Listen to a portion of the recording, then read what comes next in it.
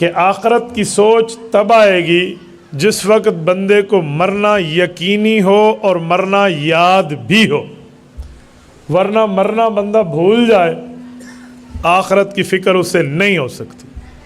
آج یہ حال ہے، ہم دنیا میں اتنے رچ اور بس گئے ہیں کہ لوگ کیا کہتے ہیں، کسی کے سامنے وفات کی بات کرو، قبر کی بات کرو، آخرت کی بات کرو، موت کی بات کرو، وہ کہتے ہیں مولانا ایسی باتیں نہ کریں، ہمیں ڈر لگتا ہے۔ میں خواتین کے مجمع میں ایک بار عورتوں سے گفتگو کر رہا تھا، ترپال سامنے لگی ہوئی ہے، اس طرف عورتیں ہیں، اسپیکر میرے پاس ہے۔ میں نے بات کرتے ہوئے کو 3-4 بار موت موت، قبر، آخرت، کفن، جنازہ، دفن، اس کا ذکر کیا، تو مجھے پرچی آنے شروع ہو گئی کہ ہماری بچیاں ڈر جائیں گی، آپ موت کی بات نہ کریں۔ وہ بچی کیا ہے جسے موت سمجھ آ جائے؟ وہ بچی نہیں ہے، پھر تو بچی کھچی ہے۔ بھائی کوئی دماغ رکھے۔ آج یہ حال ہے، آج باپ کہتے ہیں نا بچوں کو کہ بچوں فکر کرو آخرت کی، میں مر جاؤں گا، تم کہو ابو ایسی بات نہ کرو۔ کیوں؟ یہ ابو کے ہاتھ میں موت ہے، یہ ابو خود جو ہے نا ملک الموت ہے۔ یہ پتہ نہیں ہم نے کون سا کانسیپٹ بنا لیا ہے، اجی آخرت کی بات نہ کریں۔ رسول اللہ صلی اللہ علیہ وسلم فرماتے ہیں کہ جتنا ہو سکے حازم اللذات کو یاد کرو۔ صحابہ نے پوچھا حازم اللذات کیا ہے؟ فرمایا جو تمہارے دنیاوی لذتوں کو توڑ دے، آخرت کی یاد دلائے، اسے موت کہتے ہیں۔ فرمایا اسے یاد کرو۔ تو شریعت میں حضور ہمیں یاد کرنے کی بات کر رہے ہیں، اور موجودہ ہماری ذریت سمجھ رہی ہے جی اس کا ذکر نہ کرے، اس کو یاد نہ کرے، اس پہ ڈر لگتا ہے۔ اور خدا کے بندے ڈر لگتا ہے، مرنا نہیں ہے، موت نہیں آئے گی، اللہ سے لکھوا کے لے آئے ہو کہ بالکل قیامت تک آپ کی زندگی رہے گی۔ تو آج کی گفتگو فکر آخرت پہ ہے۔ فکر آخرت تب ہوگی جب ہمیں موت یاد ہوگی، ہمیں آخرت یاد ہوگی، اپنا مرنا، دنیا چھوڑ جانا یاد ہوگا، تو تب بات بنے گی۔ حضرت عمر رضی اللہ تعالیٰ عنہ جب حکمران وقت بنے اور حضرت عمر کے ہاتھ میں زمام خلافت آئی، تو حضرت عمر رضی اللہ عنہ نے صحابہ اور اہل بیت جو ان کے ارکان شورا تھے، ممبر آف دا پارلیمنٹ، انہیں طلب کیا، اور حضرت عمر نے ان کے سامنے ایک بات رکھی، کہا فیصلہ میں نے کرنا ہے، کہا حق ہے اور کیا حق نہیں ہے، کون ٹھیک ہے کون غلط ہے، مجھے ایک بات سمجھا دو، میں ایسا کیا کروں تاکہ وہ فیصلہ حق کر سکوں اور بے انصافی سے کام نہ لوں۔ سب نے اپنی اپنی تجویزیں رکھی، آخر جس تجویز پر اتفاق ہوا نا وہ یہ ہوا کہ امیر المؤمنین جو آپ انگوٹھی رکھتے ہیں بطور مہر، اس وقت انگوٹھی جو رکھی جاتی تھی وہ اسٹمپ کے لیے ہوتی تھی، مہر لگانے کی۔ اور یہ بات یاد رکھیں کہ انگوٹھی آج کل لوگ سمجھتے ہیں پہننا مسنون ہے۔ کس نے کہا مسنون ہے؟ کسی فقیر نے لکھا ہے کہ انگوٹھی پہننا سنت ہے؟ یہ شوق ہے آپ کا، سنت نہیں ہے۔ جو رسول پاک نے پہنی ہے بطور مہر لگانے کے لیے پہنی ہے، وہ سگنیچر تھے اللہ کے رسول صلی اللہ علیہ وسلم کے، اسے مہر لگاتے تھے۔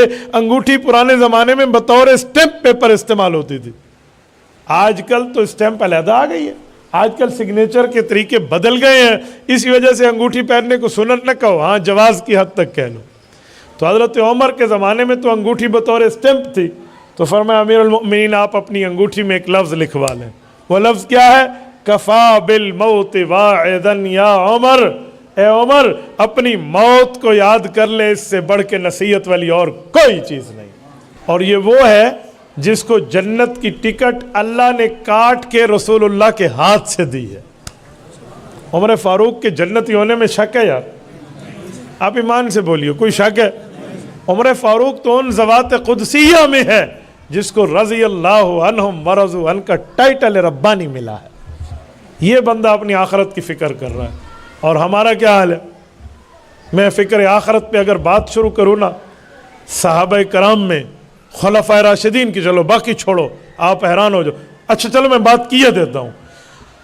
خلفائے راشدین میں خلیفہ اول حضرت ابو بکر صدیق ہیں رضی اللہ عنہ، امام سیوطی نے تاریخ الخلفاء میں لکھا ہے حضرت صدیق اکبر رضی اللہ عنہ آخرت کی فکر اتنی رکھتے تھے، آخرت کا خوف اتنا رکھتے تھے، قبر کے معاملات سے اتنے معاملات سامنے رکھ کر اللہ کے نام پہ کانپ جاتے۔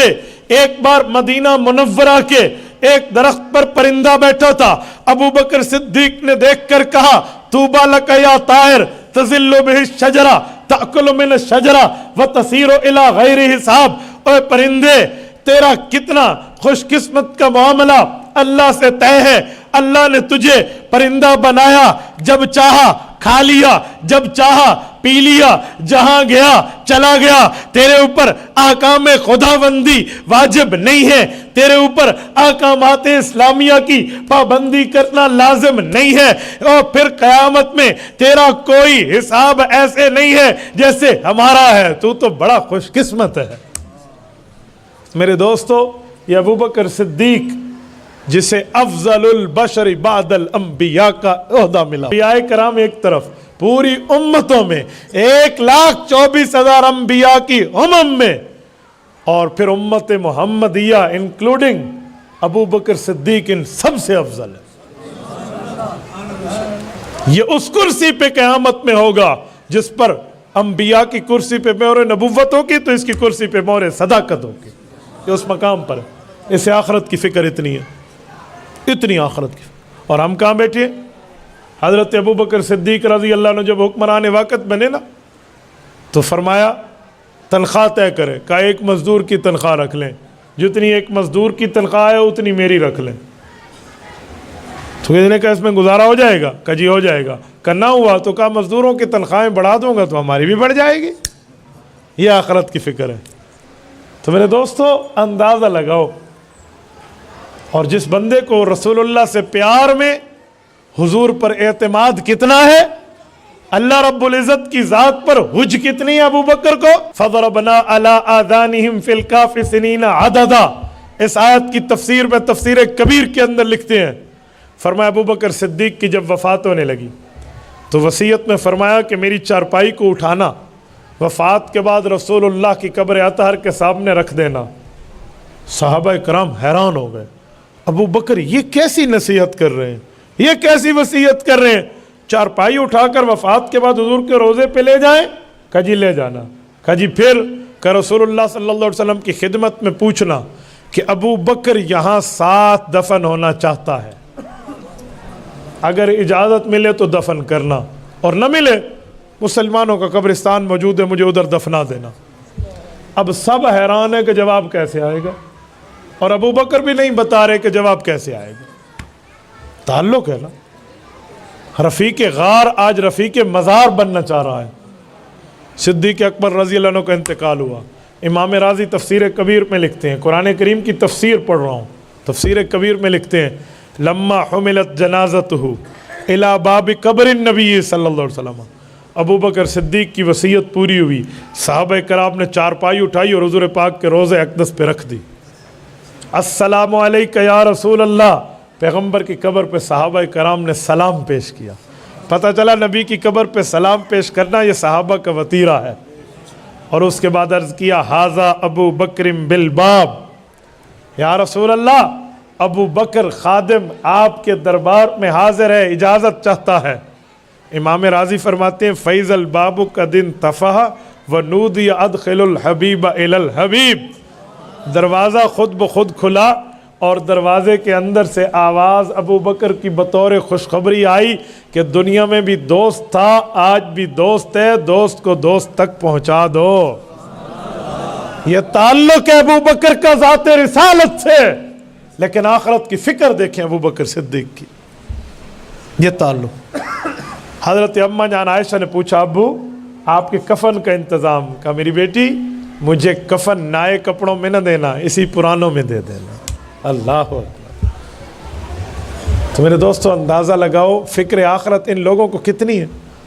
اور ابو بکر وہ ہے جس کی ورزی کو فرشتے کاپی کرتے ہیں.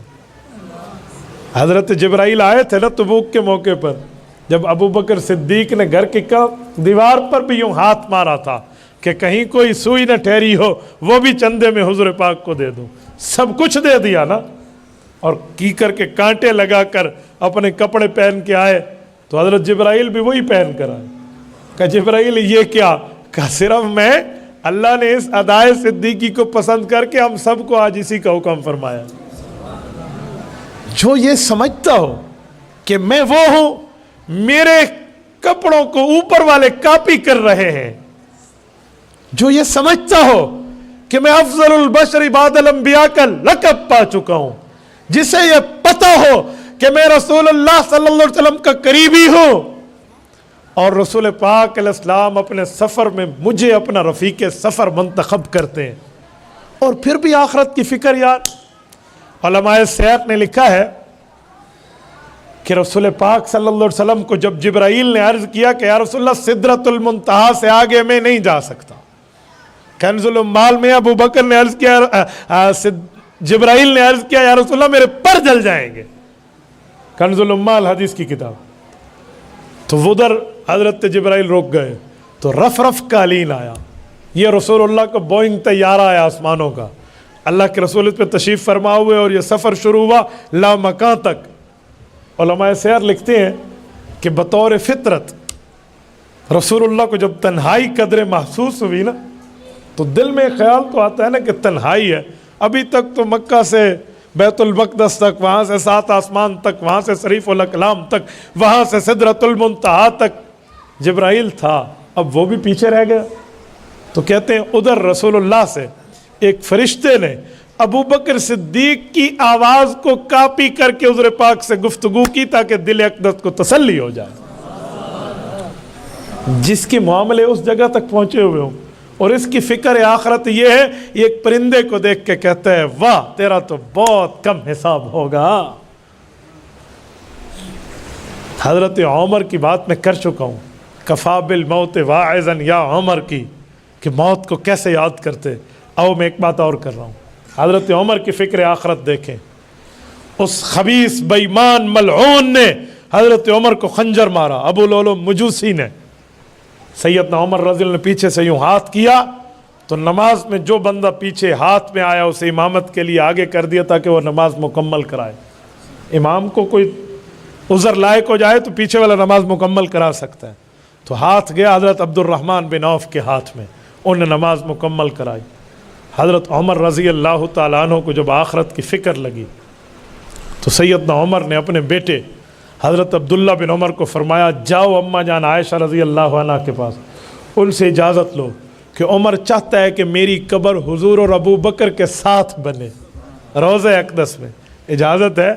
اماں جان کے پاس عبداللہ بن عمر گئے, امیر المؤمنین وقت کی ایک فریاد لے کر گئے. تو اماں عائشہ نے فرمایا بالکل یہ جگہ میں نے اپنے لیے رکھی ہوئی ہے, میں چاہتی ہوں ایک میرا والد ہے اور ایک میرے خاوند ہے, لہٰذا میری قبر یہاں بنے. لیکن عمر میرا محسن ہے. اس احسان پر بھی ایک جملہ کہوں نا, جب بات ہوئی تھی نا اماں عائشہ پر اعتراض آیا تھا, وہ اس پر واقعہ کیا ہے اسے واقعہ عفق, تو حضرت عمر ہی تھے جن نے اللہ کے رسول سے عرض کیا یا رسول اللہ پلیت مکھی اللہ آپ کے جسم پہ نہیں بیٹھنے دیتا, غلط عورت کو آپ کے بستر پہ آنے دے گا. حضرت عمر کی یہ بات بڑی مشہور تھی. تو حضرت اماں نے کہا کہ مجھے عمر کا احسان یاد ہے, جگہ میں نے اپنے لیے رکھی تھی, حجرہ آج بھی عائشہ کہلاتا ہے, لیکن میں اپنے پر ترجیح دے کر عمر فاروق کو اپنی جگہ دے رہی ہوں. بیٹے نے آ کر بتایا, حضرت عمر خوشی سے رونے لگے. کہا ایک بات ذہن میں رکھنا, کہ جب میری شہادت ہو جائے ایک بار پھر جانا ویریفیکیشن کے لیے. کہا ابو پھر کیوں؟ کہا ہو سکتا ہے میری سانسیں چل رہی ہیں تو میری زندگی کا حیا کیا ہو سکتا ہے میری شہادت کے بعد کہیں میں نے فیصلہ بدل لیا تو پھر مجھے وہاں دفن نہ کرنا. اور اس موقع پہ عبداللہ بن عمر نے اپنے گود میں حضرت عمر کا سر رکھا ہوا تھا. تو بیٹے کو کہا کہ بیٹا یہ میرے سر کے نیچے, کہا میری ران ہے, کہا نکالو. ابو آپ تکلیف میں خون بہ رہا, کہا نکالو. وہاں سے نکالا, کہا مٹی پہ رکھ دو میرے سر کو, اور اپنے سر کو یوں مٹی سے رگڑ کے کہا وَإِلُ اللَّكَ يَا عُمَرْ إِن لَّمْ يَغْفِرْ لَكَ رَبُّكَ, عمر تیرے رب نے تجھے معاف نہ کیا تو تو نہیں بخشا جائے گا. یہ عمر کی فکر آخرت ہے رضی اللہ عنہ. حضرت عمر, کون عمر؟ جس کا کوڑا لگے مدینے کا زلزلہ آج تک نہ قیامت رک جائے, اور کوڑا مارتے ہوئے زمین کو. یہ نہیں ہے زمین اللہ کا واسطہ ہلنا بند کر دے, نہیں, کوڑا مار کے کہا فرات کے کنارے کتے کی پیاس کی مجھے فکر ہے, میں نے کوئی ناانصافی کی ہے تو ہل رہی ہے, یوں ڈانٹ کر بات کی ہے. عمر فاروق نے عناصر اربع پہ حکمرانی کی ہے. ہوا، آگ، پانی، مٹی، عناصر اربع ہیں. ان چاروں پہ حکمرانی حضرت عمر کی. مٹی پہ کوڑا مارا تو زلزلہ روکا نا. پانی، دریائے نیل کو بھی منت نہیں کی تھی. جب دریائے نیل نہیں چل رہا تھا تو خط لکھا کہ اللہ کے حکم سے چلتا ہے چل، ورنہ ہمیں تیری کوئی ضرورت نہیں ہے. دریائے نیل 16 ہاتھ اوپر چلا اور قیامت تک چلتا رہے گا. آواز لی ہوا نے اور ساریہ بن زنیم کے کانوں تک جا کر الجبل پہنچا دی. ہرہ کی آگ نکلی تو تمیم داری نے عرض کیا امیر المؤمنین کہ ہرہ کی آگ نکل کے لوگوں کو لاوے کے طور پہ جلا رہی ہے. اچھا، دائیں میں دیکھا کچھ نہ ملا، چادر دکھائے. حضرت عمر فاروق رضی اللہ عنہ کندھے پہ چادر تھی، ادھر ادھر کچھ نہ ملا نا، یوں چادر اتاری کہ تمیم یہ لو، اسے جا کر آگ کو کہہ دو جا وہاں جا جہاں سے نکلی ہے. اور انہوں نے آگ کو وہ یہ چادر چابک بنا لی. یوں چادر چابک یوں مارتے جیسے جانور کو ہنکایا جاتا ہے، اور جہاں سے آگ نکلی تھی ادھر ڈال کے اوپر پتھر رکھ کے آگے. عمر فاروق کی حکومت آگ پر بھی ہے، پانی پر بھی ہے، ہوا پر بھی ہے اور مٹی پر بھی ہے. عناصر اربع کا حکمران ہے اور فاتح قبلتین ہے. صرف بیت اللہ میں حضور کو نماز نہیں پڑھائی تھی، بیت المقدس کو بغیر جنگ کے فتح کر کے بھی عمر نے دکھایا ہے. اسلام میں 2 قبلے ہیں، یا بیت اللہ ہے یا بیت المقدس ہے. پاکستان میں بیت المقدس شمالاً ہے، بیت اللہ مغرباً ہے. یہ 2 قبلے آدم علیہ السلام سے لے کر قیامت تک چلے ہیں. پہلے وہ اور پھر یہ لا اختلاف الاقوال، پہلے یہ پھر وہ اور پھر یہ دونوں اقوال ہیں. ان دونوں قبلوں کو فتح کر کے امت کی جھولی میں ڈالا ہے تو عمر فاروق نے ڈالا ہے. اس کی فکر ہے آخرت. دیکھو یہ آخرت کی فکر ہے. یار اگر یہ جملہ میں کہوں کہ تجھے جنت کی ٹکٹ ملی ہے تو عمر فاروق کے لیے کہہ سکتا ہوں اسے جنت کی ٹکٹ ملی ہے. تو مور لگوا کے آیا؟ ہاں یہ مور لگوا کر آیا. شیطان اس پہ غلبہ پائے گا جس کو دیکھ کے حضور نے فرمایا شیطان راستہ بدل جاتا ہے، اور واقعی عمر کو دیکھ کے شیطان راستہ بدلتا ہے. اور تا قیامت عمر کے ماننے والے کو دیکھ کے شیطان کا ماننے والا بھی راستہ بدل دیتا ہے. یہ طے. یہ عمر کی فکر آخرت ہے. آؤ ذرا حضرت عثمان رضی اللہ عنہ پہ جامع ترمذی جلد اول کھولیے تو عثمان کے سامنے جب قبر کا ذکر ہوتا اتنے روتے کہ داڑھی تر بتر ہو جاتی. لیکن آخرت کے ذکر پہ، جہنم کے ذکر پہ اتنا نہیں روتے. خوف ادھر بھی رکھتے تھے لیکن قبر پہ اتنا خوف ہوتا. تو کسی نے کہا امیر المؤمنین قبر پہ اتنا روتے؟ فرمایا جی ہاں، میں نے اللہ کے رسول سے سنا ہے یہ پہلی منازل ہے آخرت کی منزلوں میں، یہاں پاس تو باقی سب سے آسان ہو جائے گا. قبر کی مثال حوالات سی ہے اور جہنم کی مثال جیل سی ہے. حوالات میں گیا ہوا دفعہ چھوٹا لگا تو نکل آئے گا، دفعہ بڑا لگا تو جیل سے بھی نہیں چھوٹے گا. تو قبر کے ذکر پہ حضرت عثمان یوں رو رہے ہیں. کون عثمان؟ جس کو اللہ کے رسول نے 2 بار جنت کی خوشخبری دی ہے. یہ جو ذوالنورین کہتے ہیں اس کے کئی مطلب ہیں. ایک مطلب یہ بھی ہے کہ انہیں 2 بار جنت کی بشارتیں ملی ہیں. ذوالبشارتین یہ بھی ذوالنورین کا معنی ہے.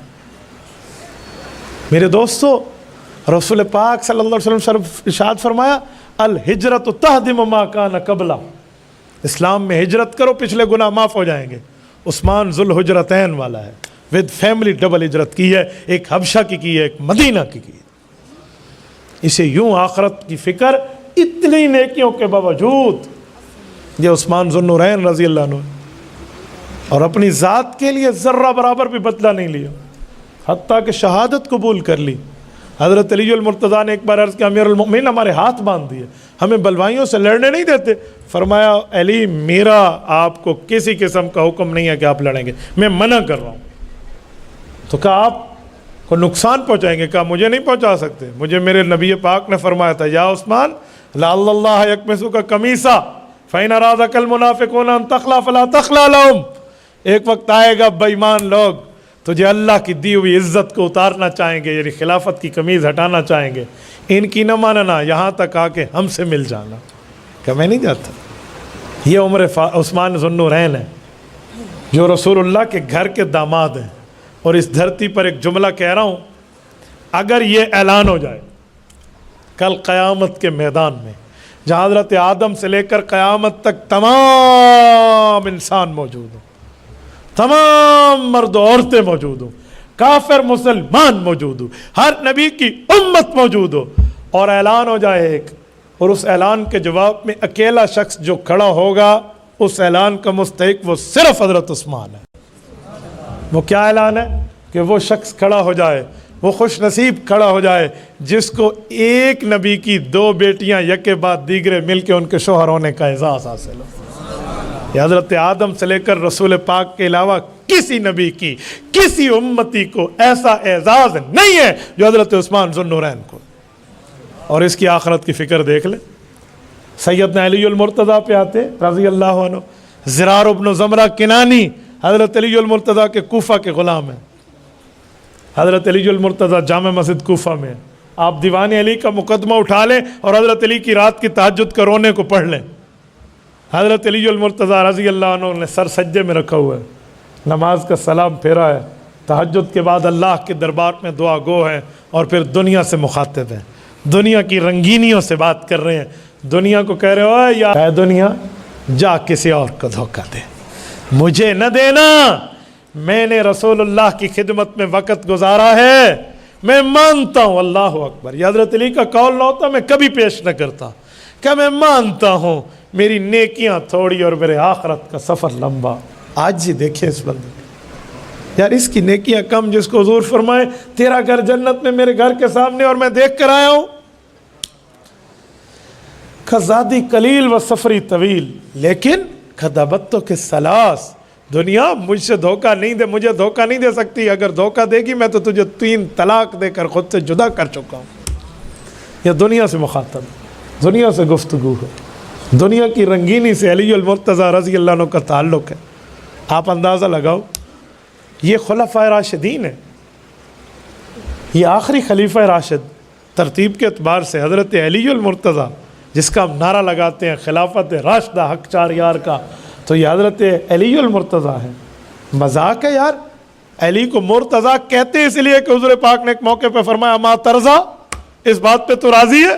حدیث وہ دیکھیں نا، حدیث حضور پاک علیہ السلام کی حدیث المنزلہ، فرمایا اما ترضیٰ ان تکون منی بمنزلۃ ہارون من موسیٰ الا انہ لا نبی بعدی۔ ہے علی تو اس بات پہ راضی ہے تیرا میرا رتبہ ایسے ہو جیسے حضرت ہارون کا حضرت موسیٰ سے تھا، ہاں ان کے بعد نبوت جاری تھی، میرے بعد نبوت کوئی نہیں۔ رسول پاک علیہ السلام نے حضرت علی سے اتنا پیار کیا ہے۔ سیدنا علی المرتضیٰ وہ ہے جب اللہ کے رسول مدینہ طیبہ سے تشریف لائے، مدینہ طیبہ تشریف لائے نا مکہ معظمہ سے، تو مساوات قائم کی تھی، مواخات کیا تھا؟ یہ مہاجر اس مدنی انصاری کا بھائی بن گیا، یہ مدنی مہاجر، یہ مدنی تاجر اس مہاجر مکی کا بھائی بن گیا، بھائی چارہ قائم ہوا۔ آپ نے پڑھا اور سنا ہوگا، سیدنا علی المرتضیٰ کی مواخات قائم نہیں ہوئی تھی۔ حضرت علی سوچتے رہے میں اس انتظار میں ہوں، اس انتظار میں ہوں، اس انتظار میں ہوں، میری مواخات کب قائم ہوگی؟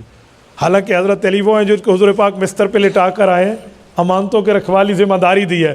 اور پھر سنو چکوال کے دوستو، حضرت رسول اللہ اس وقت تک مدینہ طیبہ داخل نہیں ہوئے جب تک حضرت علی مکہ سے حضور کے پاس آ کر ملے نہیں ہیں۔ آپ جائیے مسجد قباء، اللہ آپ کو لے جائے، اس کے ساتھ بیت کلثوم بن ہدم دیکھیے رضی اللہ عنہ، یہ اس صحابی کا گھر ہے جہاں اللہ کے رسول نے 14 راتیں گزاری ہیں۔ اس میں ایک مقام تضلیل ہے، مقام تضلیل کا معنی سائے والی جگہ۔ وہ سائے کی جگہ کیا تھی؟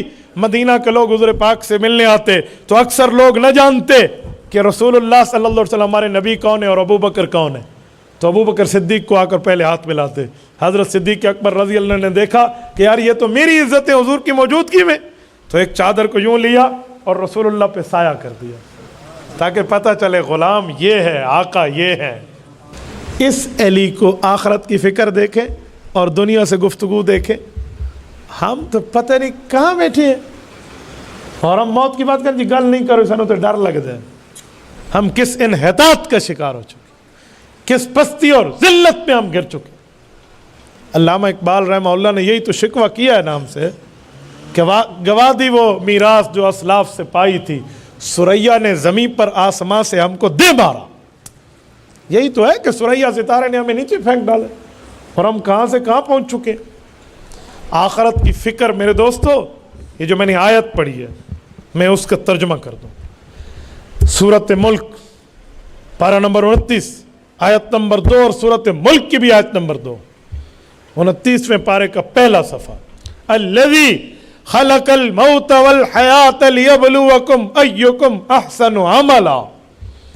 اللہ وہ ذات اقدس ہے، خلق الموت جس نے موت کو پیدا کیا، والحیا زندگی کو پیدا کیا، لیبلوکم رب تمہیں دکھانا چاہتے ہیں ایکم تم میں کون ہے احسن عملا جس کے عمل بہت اچھے ہوں گے.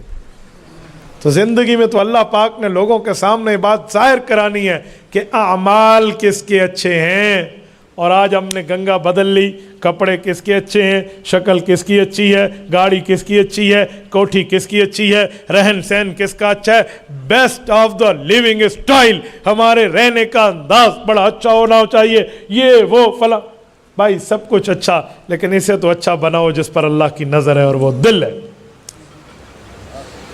حدیث پاک میں فرمایا دنیا میں کچھ لوگ ایسے ہیں جنہیں دنیا کی جے جے کار ملتی ہے، واہ واہ ملتی ہے، تعارف پہچان ملتی ہے، لیکن آسمان میں وہ گمنام ہوتے ہیں.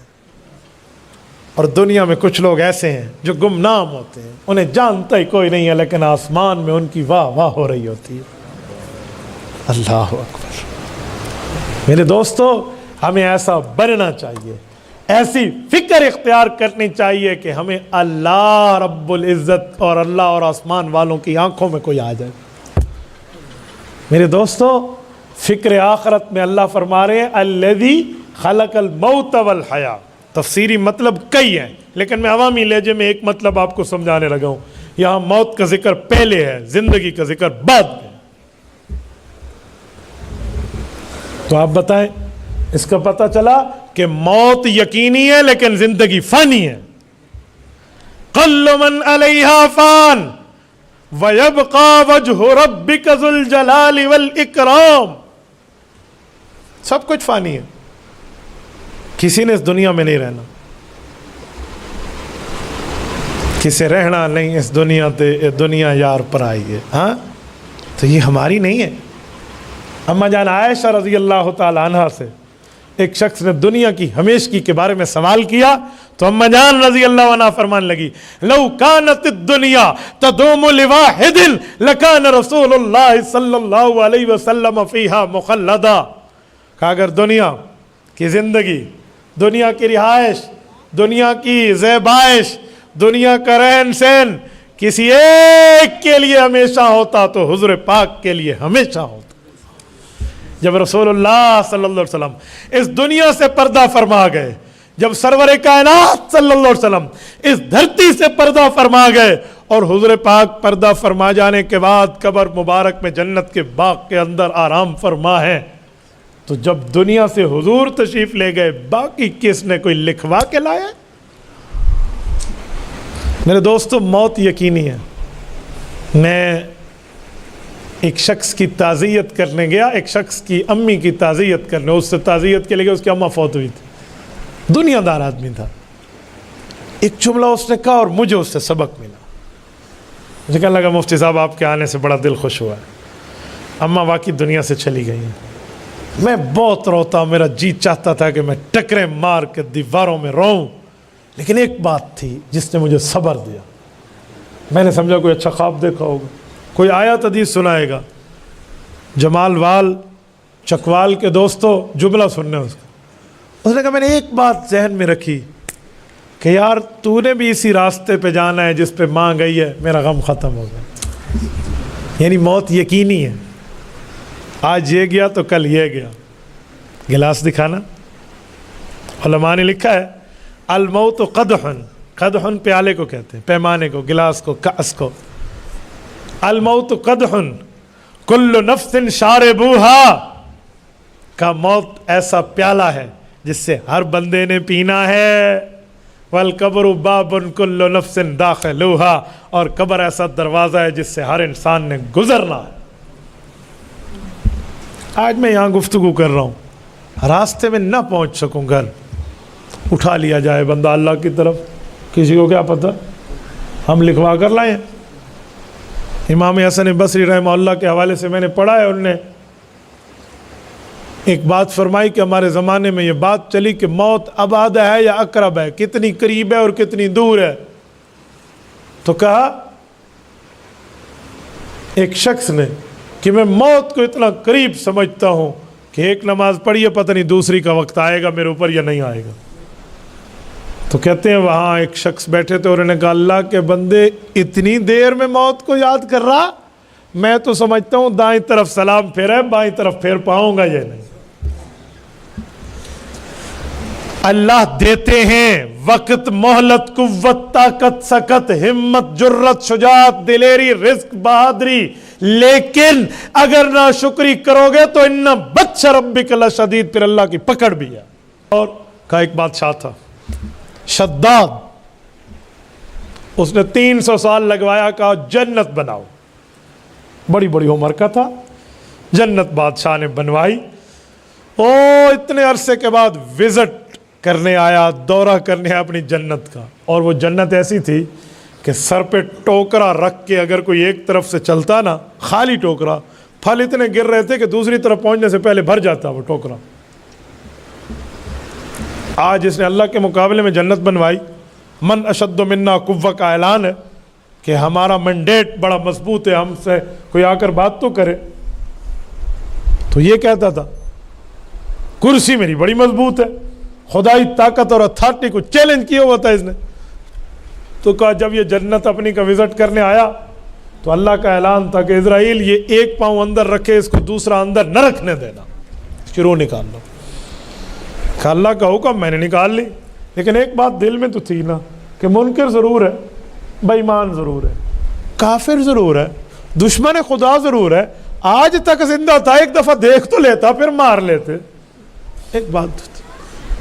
یہ بات کہتے ہیں ہوئی تو اسرائیل کو اللہ رب العزت کی طرف سے پیغام آیا کہ اللہ کے ہر کام میں حکمتیں ہیں۔ اسرائیل، یہ شداد وہی ماں کا بچہ تھا جو تختے پر ماں تیرتی ہوئی جا رہی تھی، اسے کیسے میں نے اٹھوایا، اسے کیسے میں نے رکھوالی کرائی، اس کے ساتھ کیسے کیسے معاملات میں نعمتوں سے متلذذ کیا، اور اس نے میری نعمتوں کا یہ کفران نعمت کیا کہ آج میرے مقابلے میں میری اتھارٹی کو چیلنج کر رہا۔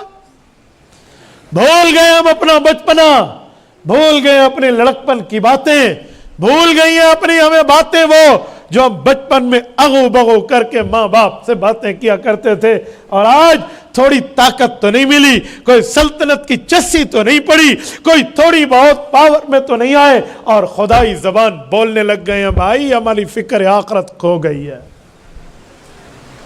ہمیں فکر آخرت کر لینی چاہیے۔ آخرت کو یاد کرتے تو یہ نہ ہوتا، ہم آخرت کو بھلا بیٹھے۔ تو میرے دوستو، میں نے بات صرف یہی بات سمجھانے کے لیے چلائی تھی کہ ہمیں آخرت کی فکر لینی چاہیے۔ تو میں آیت کا ترجمہ کر رہا تھا، الذی خلق الموت، رب نے موت کو پیدا کیا، والحیات، زندگی کو پیدا کیا، لیبلوکم، رب ظاہر کرنا چاہ رہے ہیں، ایکم احسن عملا، کہ تم میں بہترین عمل کر کے کون لاتا ہے۔ حسن عمل، کثرت عمل نہیں، حسن عمل ہو اور اچھا ہو، ریاکاری سے پاک ہو۔ اور جو حدیث پاک میں نے خطبہ میں پڑھی، القیس من دان نفس وعمل لما بعد الموت، عقل مند آدمی وہ ہے جس نے اپنے نفس کو پہچان لیا، وعمل لما بعد الموت، اور اعمال وہ کیے جس سے اسے موت کے بعد فائدہ ہوگا۔ آج کل لوگ اللہ کے لیے کسی کو صدقہ دیتے ہیں تو ریاکاری پھر بھی کرتے ہیں، اس صدقے پر لکھ کے دیں گے الحاج فلاں بن فلاں کے لیے دعا کر لی جائے۔ کیوں؟ صدقہ تو نے اپنی مصیبت ٹالنے کے لیے کیا اور اس کو دعا کا بھی پابند بنا رہا ہے۔ وجہ بھائی صدقہ جس کے لیے کیا اس اللہ کو بہت اچھا پتہ ہے، وہ دعا کرے یا نہ کرے وہ اللہ تیرے اوپر ضرور رحمت کرے گا اگر قبول ہوا تو۔ جس کے لیے دیا ہے وہ اللہ جانتا ہے۔ ذاتی تعلقات میں کیا فائدہ یار؟ جس کو آپ نے عطیہ دیا وہ دعا نہ بھی کرے تمہارا نام لے کر، اللہ نہیں جان رہا؟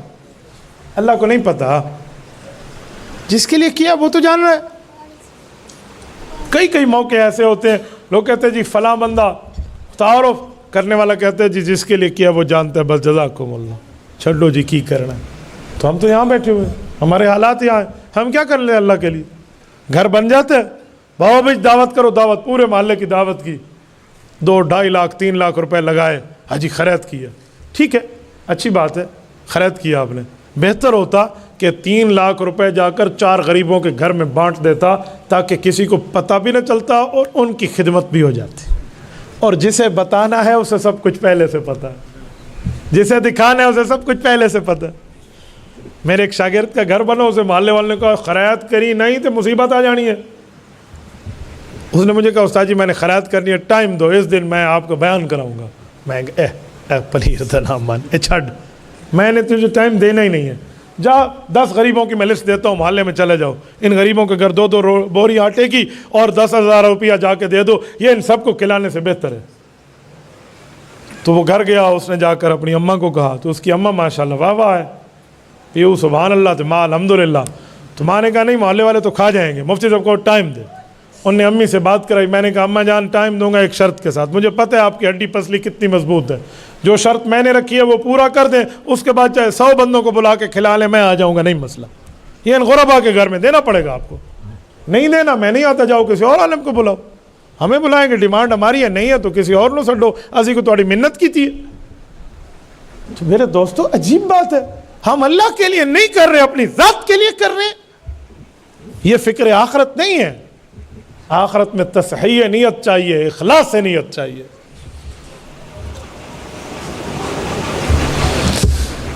اور میں ایک بات سمجھانے کے لیے کہتا ہوں کہ اللہ کی طرف متوجہ ہو جاؤ، موت کا وقت مقرر نہیں ہے۔ امام زین العابدین رحمہ اللہ، غازی، میدان کربلا کے غازی، اور آج جتنے سادات ہیں اس دھرتی پہ ان کے ابا اکیلے بچے ہیں میدان کربلا کے۔ امام زین العابدین عید نماز پڑھا کر نکلے، ایک چھوٹا بچہ رو رہا ہے، اٹھایا سینے سے لگایا، کہا بیٹا مجھے لگتا ہے تو اسی لیے رو رہا ہے کہ سامنے بچوں کی ٹیم کھیل رہی ہے، وہ تجھے اپنے ساتھ کھیلنے نہیں دیتے، اس زمانے کا کوئی گلی ڈنڈا کھیل رہے تھے نا، کہ میں تیرا بندوبست کر دیتا ہوں۔ نے کہا چاچو یہ بات نہیں ہے، بات کچھ اور ہے۔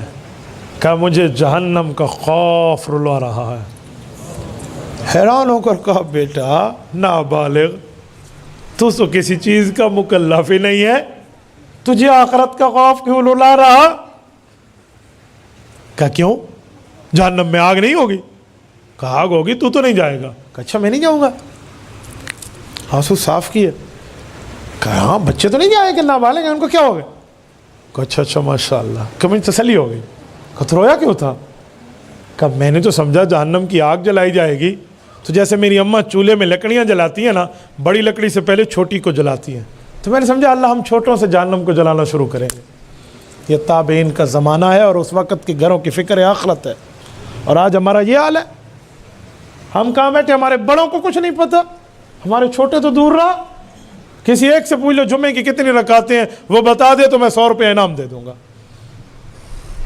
4 سے پوچھو نا، 3 کو تو پتہ ہی نہیں ہوگی، کوئی کہے گا 8، کوئی کہے گا 10، کوئی کہے گا 12۔ میں نے تو ایک ویڈیو دیکھی ہے، مجھے واٹس ایپ پہ ایک بندے نے بھیجی ہے، سبزی منڈی میں وہ جا کے ایک سے پوچھتے جمعہ کتنی رکعتیں ہیں، ایک بندے کہ 12، کہ نہ پڑھے ہی نہیں، پتہ کوئی نہیں، وہ الٹا اس پہ چڑھ گیا، خود کو آتے نہیں ہے کہ 14 ہے یا 12 ہے، اسے کہتے ہو کدی پڑھی ہے تو تینوں نہیں پتہ جمعہ کتنی رکعتیں ہوتی ہیں، چل لے جان چھوٹی۔ یہ حال ہو جا، کیا فکر ہے آخرت کرے گا وہ؟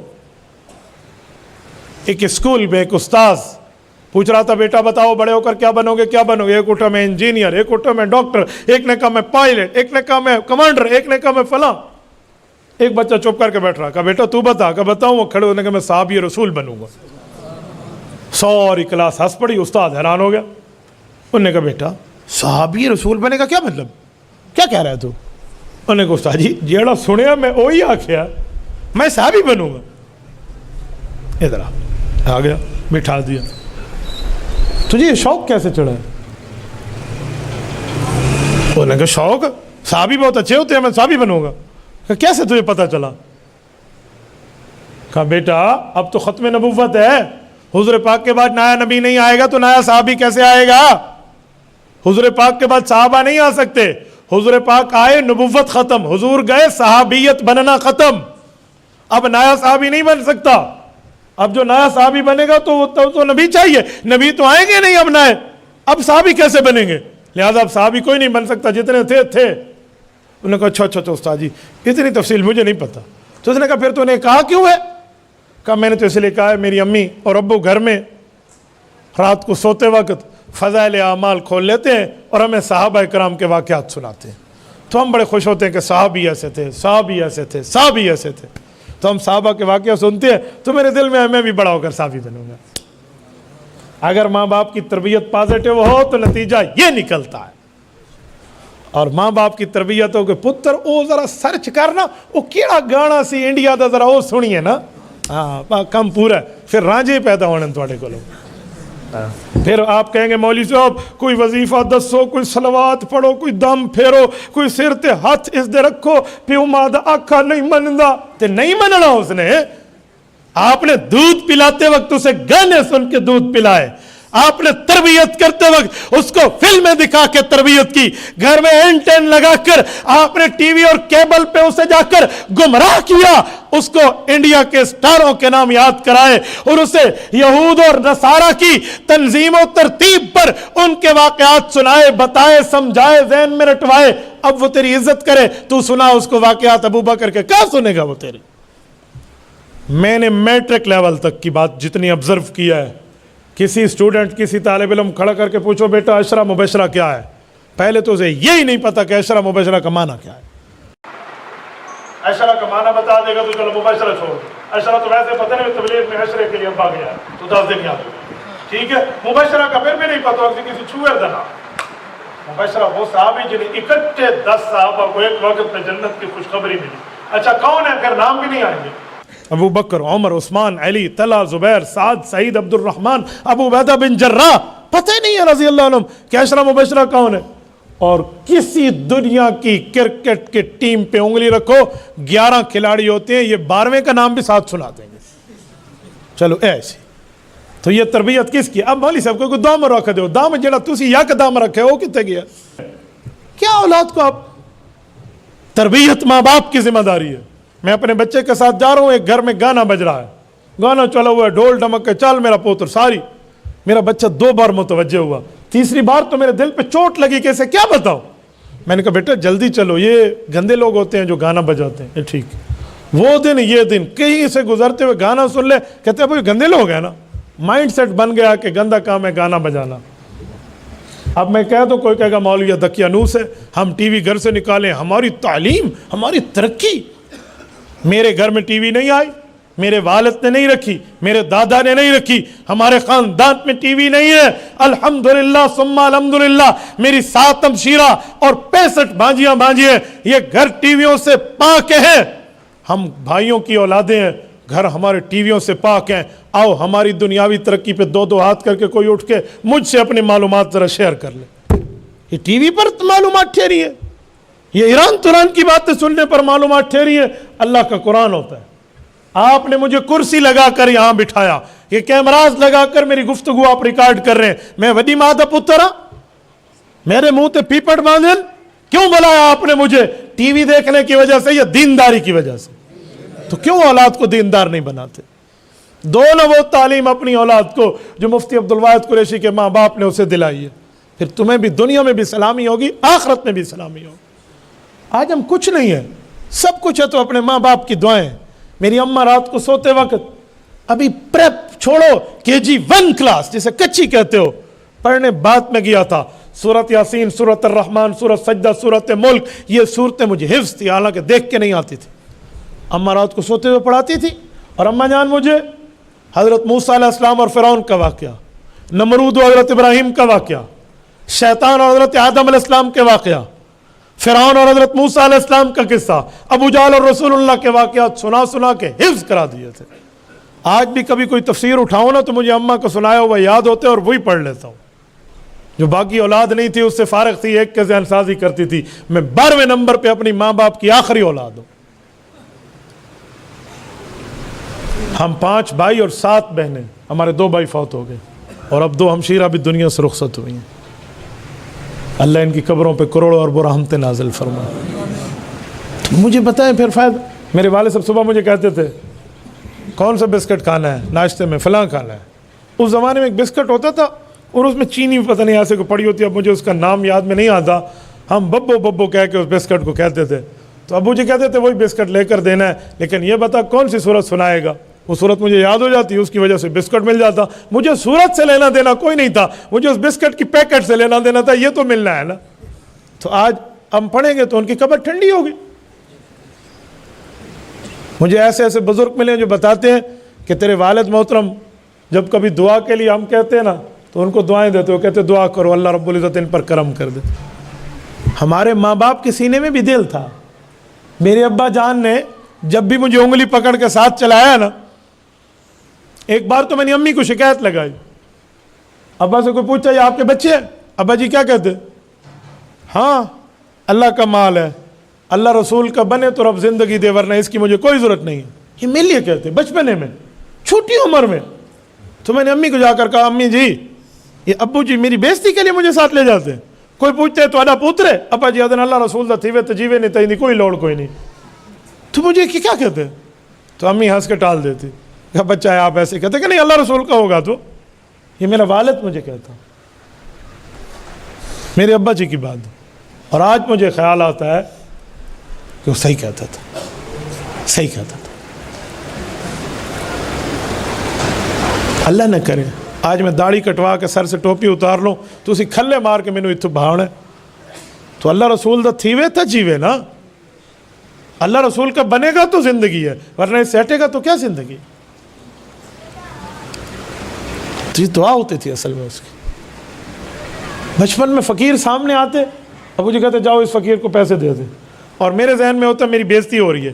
فقیر میل کچیلا پسینے والا گندے کپڑے بو آ رہی ہے اس سے، اس کو جا کر میں پیسے دوں. دینا تھا خود دے دیتے. آج سمجھ آتی ہے کہ وہ میری عادت ڈالنا چاہتے تھے کہ غربا کو دیا کرو. یہ ماں باپ کی تربیت ہے، اور تربیت ہم اپنی اولاد کی کرتے ہیں. نام بغیر اسلامی، کام بغیر اسلامی، عام بغیر اسلامی، معاملات بغیر اسلامی. پھر کہیں گے جی تویز کر دو، پھر کہیں گے جی دم رکھ دو، صلوات پڑھ دو. یوں نہیں ہوگا بھائی، تربیت ہمیں ٹھیک کرنی پڑے گی. کریں گے نا انشاءاللہ.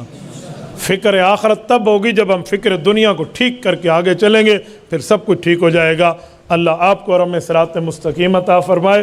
اقول قولی ھذا واستغفر اللہ وآخر دعوانا ان الحمد للہ رب العالمین.